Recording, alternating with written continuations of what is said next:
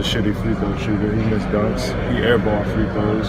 He can't shoot. He couldn't shoot outside the paint. He's bigger than everybody. He didn't have any skill, but he was bigger and stronger than everybody. And he's still a great player, but you had your flaws too as a player. Because that's an insult. All the work I put in, you don't name them people after me.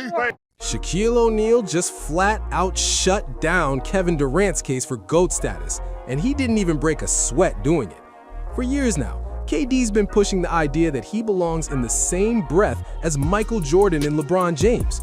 2 championships, 2 finals MVPs, one of the purest scorers the league has ever seen. But when Shaq jumped on his podcast, he tore that whole argument apart piece by piece. I think he has his own special category, like me. I'm not in the GOAT category, but I am one of 2 of the most dominant players. When Shaq talks, the basketball world listens, and what he said hit harder than one of his prime dunks. He made it simple and direct. Kevin Durant is not in the GOAT conversation. He's in a completely different tier, a category for guys with insane talent who just didn't quite reach that rare top-of-the-mountain level. Coming from a 4-time champion who's been there and done it all, that's a tough pill to swallow. But this didn't start yesterday. The tension between Shaq and KD has been building since 2017. It all goes back to Shaq's famous Shaqtin A Fool segment, where he was clowning JaVale McGee for his usual bloopers like he's done with plenty of players over the years. Most people saw it as entertainment, just jokes. KD didn't see it that way. Durant, who was JaVale's teammate with the Warriors at the time, stepped in and called Shaq's antics childish, and he didn't stop there. In another interview, KD went straight at Shaq's game. He said Shaq was a terrible free throw shooter, airballed freebies, missed dunks, and couldn't make shots outside the paint. According to KD, Shaq wasn't skilled, he was just massive. His dominance, KD argued, came from size, not talent. And just like that, the fire between them was lit. Free throw shooter. He missed dunks. He airball free throws. He can't shoot. He couldn't shoot outside the paint. He's bigger than everybody. He didn't have any skill, but he was bigger and stronger than everybody. And he's still a great player, but you had your flaws too as a player. Here's what made it wild. KD hadn't won a championship yet when he said all that. He was critiquing a resume of a 4-time champion without having closed the deal himself.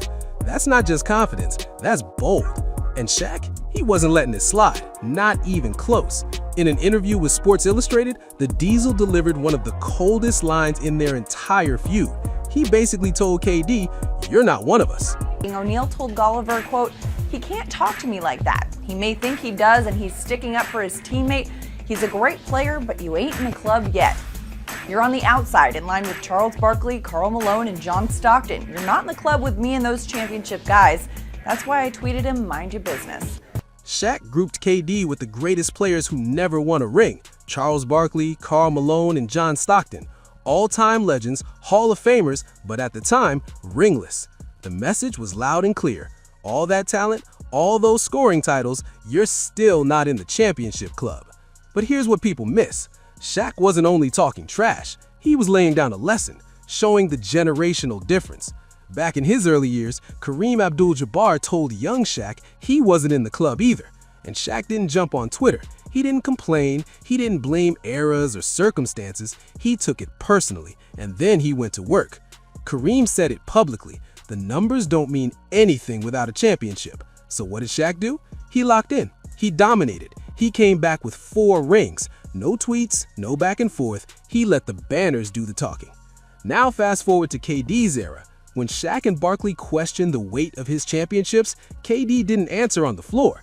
He went to Twitter, sometimes with burner accounts, clapping back at fans, arguing in comment sections, telling the old heads to move on. That's the contrast. Shaq got called out and responded with trophies.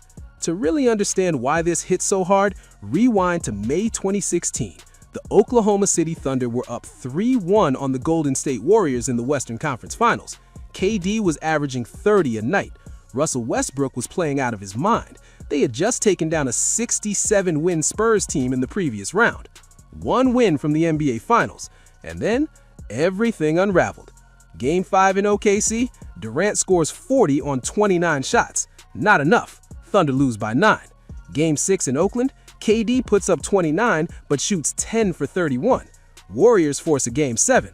Final showdown, world watching, Durant scores 27 on 10 for 19. Looks solid in the box score, but not enough when it mattered most. Over those last 3 games, KD and Russell Westbrook combined for 30 turnovers. 30!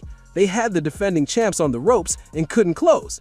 The Warriors completed one of the greatest comebacks in NBA playoff history. They went on to the finals, even though they lost to LeBron and Cleveland in 7. But the shift in perception had already happened, because 2 months later, KD made the most controversial move of the modern era. He joined Golden State, the very team that erased his 3-1 lead. Instead of coming back for revenge, he signed with them. Instead of proving he could beat them, he teamed up with them. That decision changed how fans would view him forever. Rings or not, the narrative was sealed. That's why Shaq's words land the way they do. KD knows Diesel isn't just trolling, he's challenging the resume. On his podcast, Shaq broke it down clearly. I'm gonna say I did the same thing as KD did with my championships. I didn't say you did the same thing. I said you created super teams. Under the rules. Like they exist today. No. The beef that people have with KD is that you were up 3-1 versus the team. You lose the series to the team, then you join the team. Yeah, you can't do that. I agree with that. Okay, so I agree with that statement.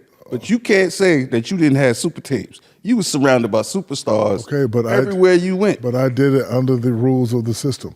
When I first got to Orlando, I didn't have much. I saw that we can get him. The next year, I saw that Horace Grant was saying he wasn't coming back to Chicago.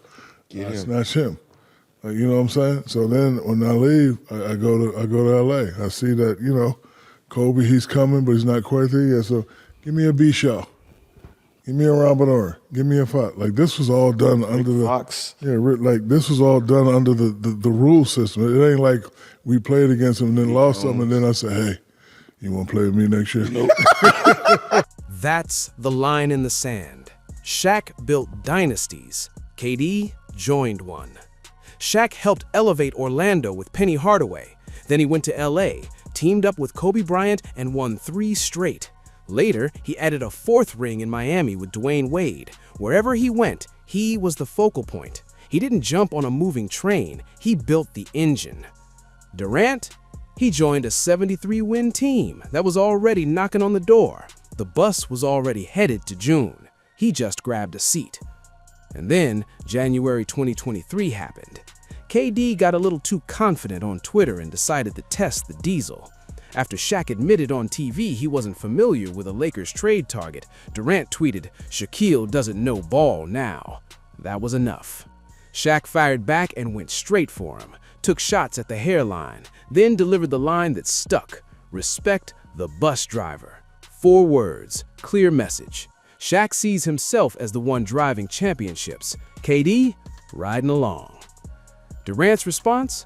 Damn, I got cooked for asking a simple question. And that said everything.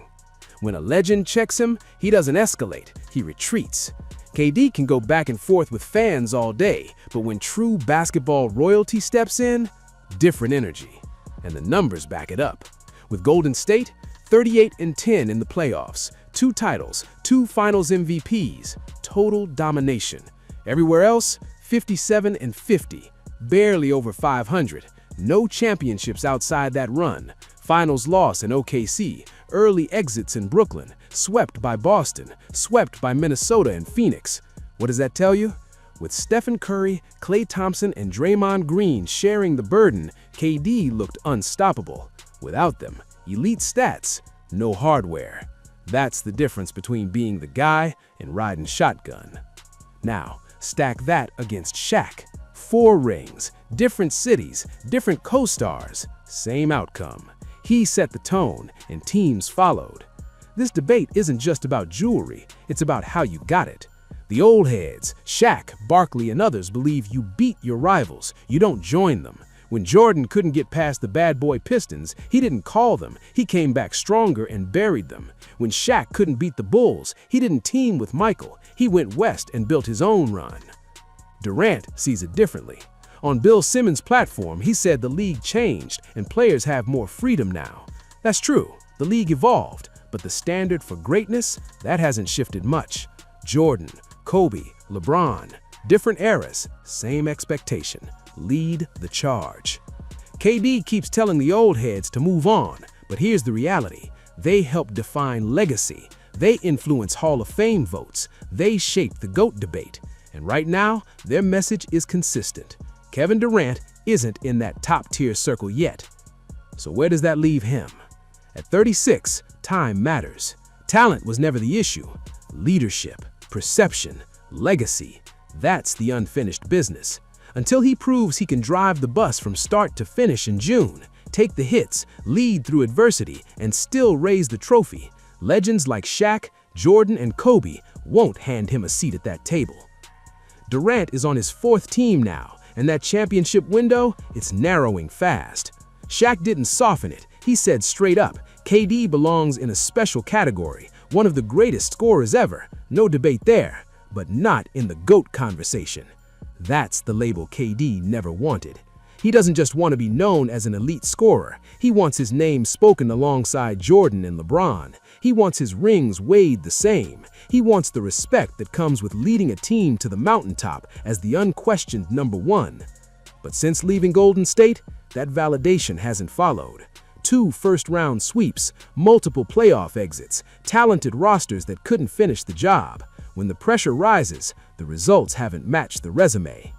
No one questions the skill, the jumper, the efficiency, the scoring package, all elite. But GOAT conversations aren't built on talent alone. They're built on legacy, leadership, being the bus driver, not the passenger. And until Durant proves he can carry a team from opening night to the final buzzer in June, take the hits, lead through adversity, and still raise the trophy, legends like Shaq, Jordan, and Kobe won't hand him a seat at that table.